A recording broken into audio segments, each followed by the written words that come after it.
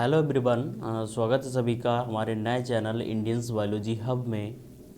आज हम लोग बीएससी फर्स्ट ईयर के फर्स्ट सेमेस्टर के बॉटनी के सिलेबस के अकॉर्डिंग यहाँ पर पहली यूनिट में कुछ इंस्ट्रूमेंट को रखा गया है। उन इंस्ट्रूमेंट्स की सीरीज़ के अंतर्गत आज हम लोग दूसरा इंस्ट्रूमेंट डिस्कस करेंगे, जिसमें हम लोग ऑटोक्लेव के बारे में डिस्कस करेंगे। ऑटोक्लेव जो है एक इंस्ट्रूमेंट होता है जो कि लैब कंडीशंस में यूज़ किया जाता है, उसी के बारे में हम लोग बात करेंगे। स्टार्ट करते हैं इस टॉपिक को।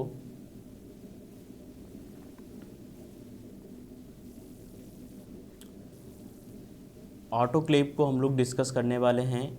ये सेकंड लेक्चर है हमारा इस इंस्ट्रूमेंट की सीरीज़ में। देखिए, ऑटोक्लेव जो है, ऑटोक्लेव को चार्ल्स चैम्बरलैंड ने 1879 में खोजा था। एक साइंटिस्ट हुए हैं चार्ल्स चैम्बरलैंड, जिन्होंने इस इंस्ट्रूमेंट को खोजा, इसके बारे में एनालिसिस किया, जो कि फ्रांस में रहने वाले एक साइंटिस्ट थे। थोड़ा सा हम लोग ऑटोक्लेव की हिस्ट्री के बारे में बात करेंगे। ऑटोक्लेव की हिस्ट्री में जब बात की जाती है तो ऑटोक्लेव का जो मुख्य रूप है, जो मेन उसका रूप है या जो उसकी मेन फॉर्म है, वो चार्ल्स चैम्बरलैंड के द्वारा उसको तैयार किया गया था, उसको बनाया गया था 1879 में। लेकिन इससे पहले, इससे लगभग 200 साल पहले की बात हम लोग करें, लगभग 1679 की अगर हम लोग बात करें, तो वहाँ पर एक साइंटिस्ट हुए हैं जिनको हम लोग डेनिस पेपिन के नाम से जानते थे, और उन्होंने एक स्ट्रक्चर बनाया जो कि बिल्कुल प्रेशर कुकर की तरह कार्य करता था, उसको बनाया, और जिसको उन्होंने एक नाम दे दिया, एक विशेष प्रकार का नाम दे दिया, जिसको हम लोग उन्होंने स्टीम डाइजेस्टर नाम का इंस्ट्रूमेंट कह दिया। स्टीम डाइजेस्टर जो इंस्ट्रूमेंट उन्होंने कई वर्षों पहले बनाया था, उसको प्रेजेंट टाइम में प्रेशर कुकर के नाम से भी हम लोग जानते हैं। और एक बात, बहुत ख़ास बात ऑटोक्लेव के बारे में ये है कि ऑटोक्लेव और जो प्रेशर कुकर होता है, जो कि नॉर्मल रूप से घरों में यूज़ किया जाता है, उसमें अधिकांशतः 80 से 85% तक समानताएं होती हैं। उनके जो वर्किंग प्रिंसिपल्स होते हैं वो लगभग सिमिलर होते हैं, उसके कुछ ऐसे पार्ट्स होते हैं जो सिमिलर होते हैं। तो ये प्रेशर कुकर के साथ में अपनी समानता को रिप्रेजेंट करता है। तो ऑटोक्लेव को बनाने का जो श्रेय है वो चार्ल्स चैम्बरलैंड को दिया जाता है, लेकिन इसका जो प्रोटोटाइप है, इसका जो मूल रूप है, वो डेनिस पेपिन ने बनाया था। चार्ल्स चैम्बरलैंड साहब जो थे वो एक फिजियोलॉजिस्ट थे और भौतिक शास्त्री, जिसको हिंदी में कह सकते हैं। उन्होंने एक साइंटिस्ट हुए हैं लुईस पास्चर साहब, उनके साथ बहुत सारा काम किया है। जैसा कि आप लोग जानते हैं कि जो लुईस पास्चर हैं वो एक माइक्रोबायोलॉजिस्ट थे और उन्होंने हॉट एयर ओवन को बनाया था। तो उन्हीं के साथ मिलकर, उनके साथ उनकी फ्रेंडशिप थी और उनके साथ कांटेक्ट में आकर वो एनालिसिस करते गए और उन्होंने ऑटोक्लेव का निर्माण किया। देखिए, यहाँ पर बताया गया है जो ऑटोक्लेव है, ऑटोक्लेव मॉइस्ट हीट स्टेरिलाइजेशन के प्रिंसिपल पर वर्क करता है। देखिए, हम लोगों ने लास्ट लेक्चर में हॉट एयर ओवन को डिस्कस किया था। वहाँ पर हम लोगों ने देखा था कि जो हॉट एयर ओवन होता है वो ड्राई हीट स्टेरिलाइजेशन के प्रिंसिपल पर वर्क करता है, लेकिन जो ऑटोक्लेव होता है वो मॉइस्ट हीट स्टेरिलाइजेशन के प्रिंसिपल पर वर्क करता है। मॉइस्ट हीट स्टेरिलाइजेशन का मतलब क्या हो गया कि इसमें किसी भी ऑब्जेक्ट को स्टेरिलाइज करने के लिए मॉइस्ट हीट का उपयोग किया जाता है। और स्टेरिलाइजेशन क्या होता है, किसी भी ऑब्जेक्ट से या किसी भी ऑब्जेक्ट में प्रेजेंट जितने भी माइक्रो ऑर्गेनिज्म हैं, चाहे वो बैक्टीरिया हैं, वायरस हैं, जो भी माइक्रो ऑर्गेनिज्म हैं, उनको किल करना, उनको माइक्रो ऑर्गेनिज्म से फ्री कर देना ही स्टेरिलाइजेशन कहलाता है। तो एक ऐसी प्रोसेस जिसके अंतर्गत ड्राई हीट का उपयोग ना करके मॉइस्ट हीट का उपयोग किया जाता है किसी भी ऑब्जेक्ट को स्टेरिलाइज करने के लिए, उस प्रोसेस को हम लोग मॉइस्ट हीट स्टेरिलाइजेशन कह देते हैं, जो कि ऑटोक्लेव के द्वारा इस प्रोसेस को किया जाता है। देखिए, बताया गया है moist heat sterilisation dry heat sterilisation के कंपैरिजन में अधिक इफेक्टिव होता है। जाहिर सी बात है कि जो मॉइस्ट हीट स्टरलाइजेशन है, जो कि ऑटोक्लेव के द्वारा होने वाली एक प्रक्रिया है, ये ज़्यादा इफ़ेक्टिव होती है ड्राई हीट स्टरलाइजेशन के कंपैरिजन में। आगे हम लोग देखिए बात करेंगे ऑटोक्लेव में ग्लास वेयर्स इंस्ट्रूमेंट्स को, सॉल्यूशंस को या फिर न्यूट्रिएंट मीडिया को स्टरलाइज किया जाता है। ठीक है, तो आप लोग देखते हैं कि जो ऑटोक्लेव होता है उसमें कई सारे इंस्ट्रूमेंट्स होते हैं जो कि ग्लास वेयर्स के बने हुए होते हैं। सॉल्यूशंस को उसमें रखा जाता है, न्यूट्रिएंट मीडिया को भी उसमें स्टरलाइज किया जाता है। तो अलग अलग डिफरेंट टाइप के मटेरियल्स का यहाँ पर क्या किया जाता है, स्टरलाइजेशन किया जाता है। आगे देखिए बताया गया है पार्ट्स ऑफ ऑटोक्लेव। ऑटोक्लेव के जो भाग हैं उनके बारे में हम थोड़ा सा डिस्कस करेंगे। देखिए ऑटोक्लेव के पार्ट्स को दो भागों में डिवाइड कर लेते हैं हम लोग यहाँ पर। एक होते हैं एक्सटर्नल पार्ट्स और दूसरे होते हैं इंटरनल पार्ट्स। पहला जो पार्ट यहाँ पर एक्सटर्नली हमको दिखाई देता है वो होता है पावर केबल। पावर केबल क्या होता है, जाहिर सी बात है कि ये जो आपको दिखाई दे रहा है ये एक ऑटोक्लेव है और इसके पिछले हिस्से से एक केबल निकला होता है, जो कि जब हम उस केबल को किसी स्विच में लगाते हैं और उसको ऑन कर देते हैं तो ऑटोक्लेव में जो इलेक्ट्रिसिटी है या जो करंट है वो जाने लगता है और जो ऑटोक्लेव के अंदर जो हीटर लगा होता है वो स्टार्ट हो जाता है। तो पावर केबल यहाँ पर लगा होता है। इसके अलावा यहाँ पर प्रेशर चेम्बर प्रेजेंट होता है। ये देखिए, ये आप जो एरिया देख रहे हैं ये एरिया क्या कहलाता है, प्रेशर चेम्बर।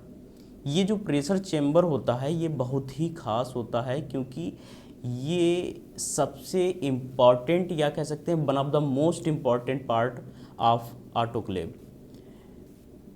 ये जो प्रेशर चेम्बर होता है, प्रेशर चेम्बर जो है क्या होता है कि चारों ओर से इसमें लेयर्स होती हैं और वो लेयर्स अपने नेचर में बहुत ख़ास होती हैं। ये लेयर्स जो है मल्टी लेयर्ड हो सकती हैं, खासकर 2 स्तरों में बटी होती हैं और कभी कभी और भी लेयर्स हो सकती हैं, 3 हो सकती हैं, 4 भी हो सकती हैं। तो इसकी जो मुख्य रूप से जो हम लोग लैब कंडीशंस में यूज करते हैं जो ऑटोक्लेव, उसमें 2 लेयर्स हमको दिखाई देती हैं और इसकी जो इंटरनल लेयर होती है यानी कि ऑटोक्लेव के जो अंदर, इसका अंदर जो चेम्बर बनता है उस चेम्बर में जो हमको लेयर दिखाई देती है वो जो लेयर होती है वो स्टेनलेस स्टील की बनी होती है। और जो स्टेनलेस स्टील होता है वो बहुत ख़ास होता है अपने नेचर में, क्योंकि स्टेनलेस स्टील की कुछ प्रॉपर्टीज़ होती हैं, कुछ उसके विशेष गुण होते हैं। क्योंकि उसमें ना तो जंग लगता है, उसमें हाई टेम्परेचर और हाई प्रेशर को सहने की कैपेसिटी होती है। इसके अलावा वो जो है स्टेनलेस जो स्टील होता है उसमें क्रोमियम की मात्रा लगभग 15 से 20% होती है। 10% उसमें निकेल भी पाया जाता है और कुछ मात्रा में सामान्य जो स्टील होता है या साधारण जो स्टील होता है वो भी पाया जाता है। तो इसका जो इंटरनल कवरिंग होती है, ये जो आप यहाँ पर इसकी जो इंटरनल ये जो कवरिंग आप देख रहे हैं, ये जो कवरिंग आप देख रहे हैं इसका जो इंटरनल लेयर है वो बहुत ख़ास होती है। क्योंकि जाहिर सी बात है अगर वो बहुत ही ख़ास तरीके से नहीं बनाई जाएगी तो वो प्रेशर को कैसे जनरेट कर पाएगी और प्रेशर और टेम्परेचर को कैसे मैनेज कर पाएगी। वहीं अगर हम लोग इसकी बाहरी लेयर की बात करें तो बाहरी लेयर तो या तो सामान्य लोहे से बनी होती है या तो एल्युमिनियम से बनी होती है। ठीक है, और ये जो इंटरनल लेयर है वो स्टेनलेस स्टील के अलावा एक गन मेटल स्टील भी आती है उसके द्वारा भी बनी होती है, जिसको हम लोग मिश्र धातु के नाम से जानते हैं, जिसमें तांबा होता है, टिन होता है, जस्ता होता है। इस प्रकार के कंपोनेंट्स वहाँ पर मिले हुए होते हैं। वो भी अपने नेचर में ख़ास होता है और उसके अंदर भी टेम्परेचर और प्रेशर को सहने की कैपेसिटी होती है। आगे देखिए हम लोग बात करेंगे यहाँ पर कवर।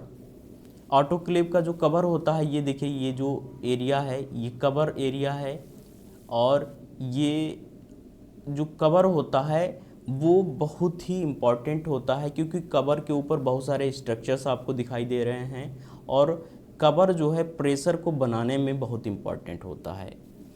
तो देखिए यहाँ पर जो कवर होता है उसमें एक रबर गैस कैप लगी होती है, जैसा आप लोग प्रेशर कुकर में देखते हैं, प्रेशर कुकर का जो हैंडल होता है, जो उसका कवर होता है, उसमें एक रबर लगी होती है जो प्रेशर को बनाने में हेल्प करती है। वैसी ही रबर यहाँ पर पाई जाती है प्रेशर चेम्बर और कवर के बीच में, जो कि प्रेशर को बनाती है, क्योंकि ये जब यहाँ पर टाइटली पैक्ड हो जाती है तो अंदर की जो वेपर है या स्टीम है जो वो बाहर नहीं आ पाती है।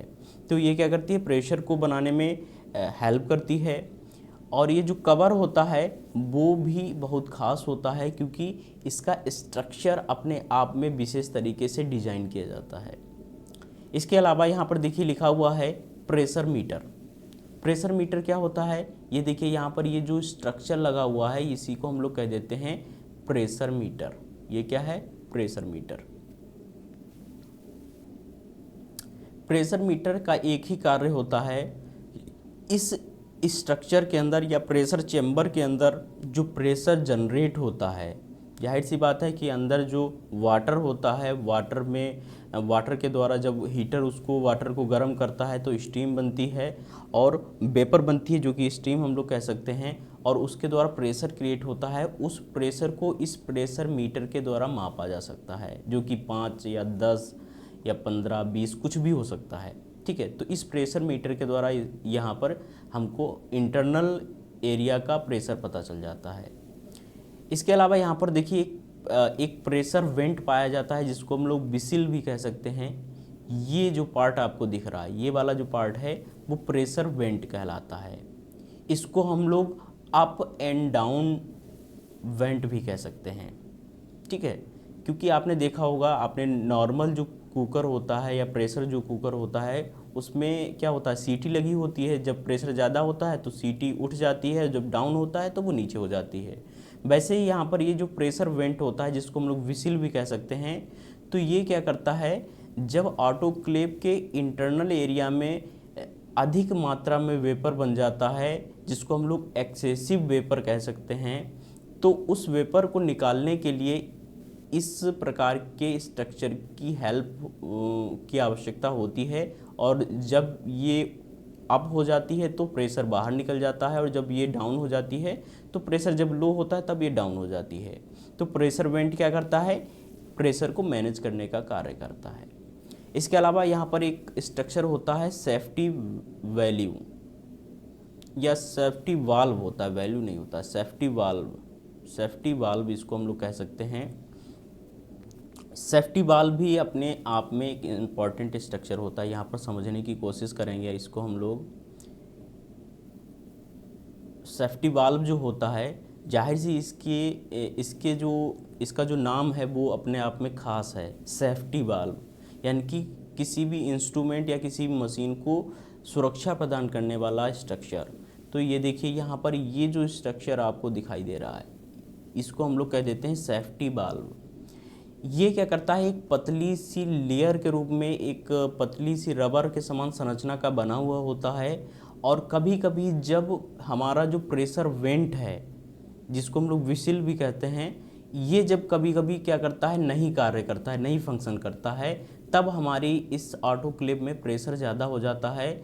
उस कंडीशन में ये जो सेफ्टी वाल्व है ये ख़राब हो जाता है, ये बस्ट हो जाता है, जिसके बस्ट होने पर ये जो इंटरनल एरिया में जो प्रेशर बनता है वो बाहर निकल जाता है और हमारा ऑटोक्लेव ख़राब होने से बच जाता है।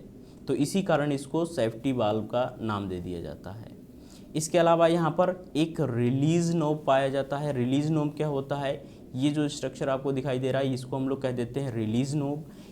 जब स्टेलाइजेशन की प्रोसेस समाप्त हो जाती है, किसी भी ऑब्जेक्ट को स्टेलाइज कर लिया जाता है, उस कंडीशन में उसके बाद में क्या होता है कि इस रिलीज नोब को क्लॉकवाइज घुमाया जाता है और इसको जब खोल लिया जाता है तो अंदर की जो प्रेशर होती है वो बाहर निकल जाती है और ऑटोक्लेव जब ठंडा हो जाता है तब इसके कवर को खोला जाता है। यानी कि प्रेशर को रिलीज़ करने के लिए रिलीज नोब का उपयोग किया जाता है, लेकिन स्टेलाइजेशन की प्रोसेस कंप्लीट होने के बाद में। अब देखिए यहाँ पर अगली जो स्ट्रक्चर हमको दिखाई देती है नट्स। ये देखिए ये जो लगी हुई हैं ये क्या हैं, नट्स हैं। नट्स का एकमात्र कार्य होता है कि जो ऑटोक्लेव होता है उसका जो कवर होता है उसको कसने के लिए, ये जो होती हैं नट्स, ये खुल जाती हैं। इनको अगर हम लोग एंटी क्लॉकवाइज घुमाते हैं तो ये खुल जाती हैं, और क्लॉकवाइज घुमाते हैं ऊपर करके तो ये जो है टाइटली पैक्ड हो जाती हैं। ये कवर को कस देती हैं, जिससे कि अंदर की जो प्रेशर होती है वो बाहर नहीं आ पाता है। तो इस तरीके से नट्स क्या करती हैं, प्रेशर को बाहर नहीं निकलने देती हैं। तो इस प्रकार की कुछ स्ट्रक्चर्स हमको एक्सटर्नली रूप से दिखाई देती हैं। अब हम लोग इसकी इंटरनल स्ट्रक्चर की बात करेंगे। देखिए इंटरनल स्ट्रक्चर क्या हो गया, आंतरिक स्ट्रक्चर। इसमें 3 संरचनाएं हमको दिखाई देती हैं। पहली संरचना है ट्रे, दूसरी है ट्राइपॉड स्टैंड, और तीसरा है हीटर। ठीक है, 3 संरचनाएं हमको दिखाई दे रही हैं। ट्रेज हैं, ट्राइपॉड स्टैंड है और हीटर है।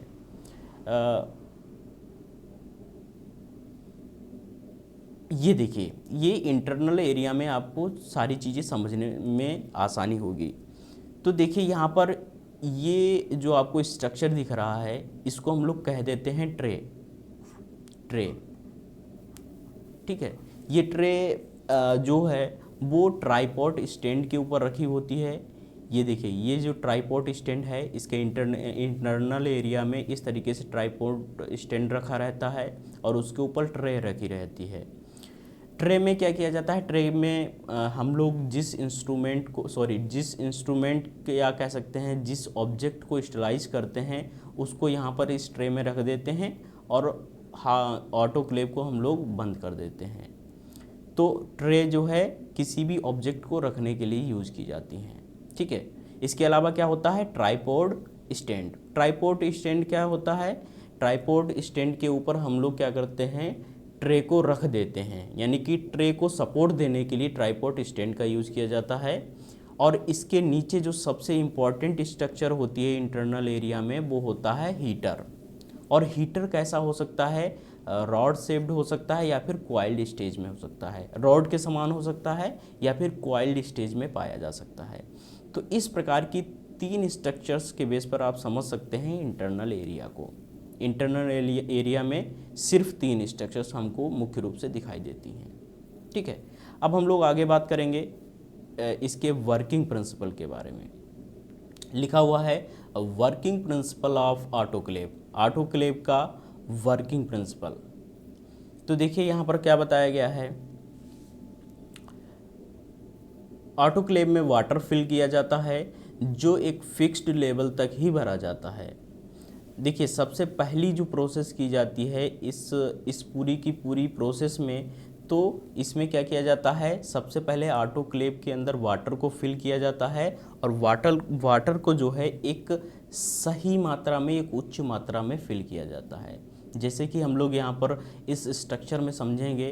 देखिए यहाँ पर ये जो वाटर भरा हुआ है, ये ट्राइपॉड स्टैंड के नीचे और हीटर के ऊपर, यानी कि हीटर की जो कॉइल्स हैं उनके ऊपर वाटर होना चाहिए, और जो ट्राइपॉड स्टैंड है उसके नीचे या उसकी जो निचली सरफेस है उससे जुड़ा हुआ वाटर होना चाहिए। इतना ही लेवल होना चाहिए वाटर का किसी भी ऑटोक्लेव के अंदर। ठीक है, अब हमने क्या किया, किसी भी ऑटोक्लेव में वाटर को भर लिया है। भरने के बाद में अब हम लोग क्या करेंगे, लिखा हुआ है ट्राइपॉड के ऊपर रखे ट्रे में ऑब्जेक्ट को रखा जाता है। यदि ऑब्जेक्ट ग्लासवेयर का बना हुआ है तो उसे ब्राउन पेपर अथवा स्लाइस पेपर की हेल्प से रैप करके कॉटन के धागे से बांध कर रखते हैं। देखिए यहाँ पर बहुत इम्पॉर्टेंट बात बताई गई है जो कि आप सभी के लिए इम्पॉर्टेंट हो सकती है। देखिए हमने वाटर को भर लिया है और वाटर को भरने के बाद में हमने इसके ऊपर ट्रे को रख दिया है, और ट्रे को रखने के बाद में जो कि ट्रे होती है वो ऑब्जेक्ट को रखने के लिए ही बनाई जाती है, और इसमें हम लोग अपने ऑब्जेक्ट को रख लेते हैं जिसको हमको स्टरलाइज करना है। अगर कोई ऑब्जेक्ट ग्लास बेयर्स का बना हुआ है, ठीक है, तो ग्लास बेयर्स के बने हुए ऑब्जेक्ट को हम लोग या तो ब्राउन पेपर की हेल्प से या फिर स्लाइस पेपर की हेल्प से रैप कर लेते हैं। उसको रैप कर लिया जाता है, और रैप करने के बाद में क्या किया जाता है, उसको कॉटन के धागे से बांध दिया जाता है, जिससे कि हमारा जो ऑब्जेक्ट है वो ख़राब ना हो पाए। ठीक है, तो इस प्रकार की स्ट्रक्चर हम लोग देख लेते हैं। फिर क्या किया जाता है, फिर देखिए आगे वर्किंग प्रिंसिपल में कुछ बताया गया है, लिखा हुआ है ऑब्जेक्ट को रखने के बाद ऑटोक्लेव के कवर को नट्स की हेल्प से टाइटली कवर कर दिया जाता है। जाहिर सी बात है कि जो हम लोगों ने अभी डिस्कस किया है कि जो नट्स होती हैं वो क्या करती हैं, कवर को बंद करने में हेल्प करती हैं। हम लोगों ने वाटर फिल कर दिया, ट्रे में हमने ऑब्जेक्ट को रख दिया है और हम लोग अब इस कवर को क्या करेंगे, इस कवर को इन नट्स की हेल्प से बंद कर देंगे। ठीक है, बंद कर दिया हम लोगों ने। अब बंद करने के बाद में क्या किया जाएगा, बंद करने के बाद में जो हमारी प्रोसेस है वो आगे बढ़ेगी। क्या होगा, देखिए लिखा हुआ है अब ऑटोक्लेव के हीटर कॉइल के पावर केबल को किसी स्विच में लगाकर करंट दिया जाता है, जिससे हीटर कॉइल गर्म होने लगता है और वहाँ पर प्रेजेंट वाटर मॉइस्ट स्ट्रीम में कन्वर्ट होने लगता है और प्रेशर क्रिएट होता है। यह मॉइस्ट स्ट्रीम किसी भी माइक्रो ऑर्गेनिज्म की प्रोटीन को कोआगुलेट करती है, जिससे माइक्रो ऑर्गेनिज्म की डेथ हो जाती है तथा ऑब्जेक्ट माइक्रो ऑर्गेनिज्म से फ्री हो जाता है। ये जो पॉइंट यहाँ पर बताया गया है ये बहुत ही इम्पॉर्टेंट पॉइंट है इस पूरी की पूरी प्रोसेस के लिए। हम लोगों ने ऑटोक्लेव के अंदर वाटर को फिल कर दिया, जिसका लेवल हम लोगों ने जो हीटर कॉइल्स हैं उनके ऊपर रखा और ट्राइपॉड स्टैंड के नीचे तक रखा। ठीक है, उसके बाद में हम लोगों ने ट्रे रख दी और ट्रे के ऊपर ऑब्जेक्ट रख दिए और रखने के बाद में हम लोगों ने जो ऑटोक्लेव का कवर है उसको नट्स की हेल्प से कस दिया, जिससे कि हमारा प्रेशर बाहर ना निकल पाए। फिर हम लोगों ने इतना करने के बाद में जो पावर केबल होता है किसी भी ऑटोक्लेव का, उसको किसी स्विच में लगाया और उसको ऑन कर दिया, जिससे कि वहाँ पर क्या है, करंट जाने लगा, जिससे कि क्या होगा कि जो हीटर है, हीटर धीरे धीरे गर्म हो जाएगा और गर्म होने पर क्या होता है कि जो उसके ऊपर वाटर भरा होता है वो भी गर्म होने लगता है और वो धीरे धीरे स्टीम में या भाप में कन्वर्ट होने लगता है। और भाप जब बनने लगती है तो वो ऊपर जाती है और ऊपर उसको निकलने के लिए जगह नहीं मिल पाती है, क्योंकि उसके ऊपर कवर लगा होता है, कहीं से भाप निकल नहीं पाती है, तो वो फिर से वापस आती है। और वापस आने पर क्या होता है, ये देखिए स्ट्रक्चर के बेस पर आप समझिए। यहाँ पर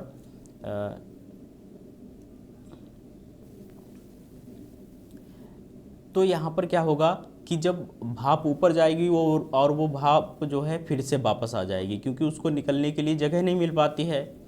तो आने पर यह क्या होगा कि यहाँ पर जितने भी ऑब्जेक्ट होंगे, ऑब्जेक्ट में के अंदर जब वो जाएगी तो वहाँ पर प्रेजेंट जो माइक्रो ऑर्गेनिज्म होंगे वो उसकी प्रेशर के कारण उनकी जो प्रोटीन होगी, उनकी जो बॉडी की जो मुख्य कंपोनेंट होती है जो प्रोटीन्स, वो क्या होगा, उनका कोआगुलेशन हो जाएगा और वो ख़राब हो जाएगा और उनकी डेथ हो जाएगी।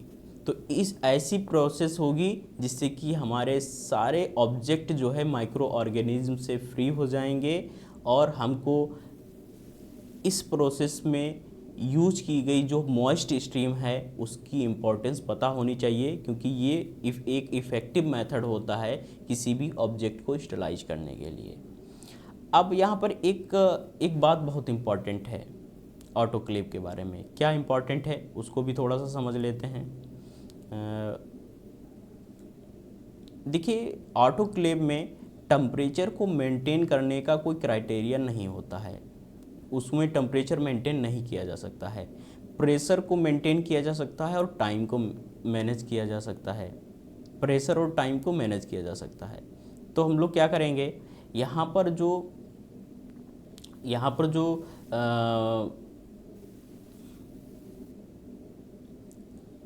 जो प्रेशर होता है उसका एक एग्जांपल हम लोग समझने की कोशिश करेंगे। ये देखिए, ये जो प्रेशर है, जब ये 15 psi प्रेशर होता है तो टेम्परेचर होता है 121 डिग्री सेंटीग्रेड। अगर हम लोग इस प्रेशर के ऊपर 15 मिनट के लिए किसी ऑब्जेक्ट को रख देते हैं तो वो क्या होता है, माइक्रो ऑर्गेनिज्म से फ्री हो जाता है। चूँकि आपको पता है कि ऑटोक्लेव में प्रेशर को नापने के लिए प्रेशर मीटर लगा होता है, और जब हम लोग इस 15 psi के प्रेशर को वहाँ पर देख लेते हैं और उसको 15 मिनट तक सस्टेन कर लेते हैं और इस प्रेशर के ऊपर इतनी टाइमिंग तक अगर हम लोग सस्टेन करते हैं तो 121 डिग्री सेंटीग्रेड टेम्परेचर जनरेट होता है, जिससे हमारा कोई भी ऑब्जेक्ट जो है माइक्रो ऑर्गेनिज्म से फ्री हो जाता है। तो ये हो गई पूरी की पूरी ऑटोक्लेव की बात। अब हम लोग थोड़ा सा यहाँ पर एक बात को डिस्कस कर लेते हैं। यहाँ पर ये जो BSc फर्स्ट ईयर के बॉटनी के फर्स्ट सेमेस्टर में जो फर्स्ट यूनिट हम लोग डिस्कस कर रहे हैं, इसमें कई सारे इंस्ट्रूमेंट्स हैं। अगर आप इन इंस्ट्रूमेंट्स को बहुत ही सरल भाषा में यहाँ पर पढ़ना चाहते हैं तो आपके लिए ये क्लासेस बहुत इंपॉर्टेंट होने वाली हैं, जो कि एक सीक्वेंस में चलने वाली हैं। इसके बाद में हम लोग अन्य इंस्ट्रूमेंट्स को डिस्कस करेंगे। तो सभी स्टूडेंट्स थोड़ा सा यहाँ पर ध्यान दें, क्योंकि एग्ज़ाम्स आपके आने वाले हैं या आएंगे वो अलग बात है, लेकिन आपको आपका जो कॉन्सेप्ट है वो क्लियर होना चाहिए। Thank you so much. इसी तरीके से हमारे चैनल को सब्सक्राइब करते रहिए, बेल आइकन दबाते रहिए और लिंक को शेयर करते रहिए, जिससे कि आपको सारी चीज़ों की अपडेट एट अ टाइम मिल सके।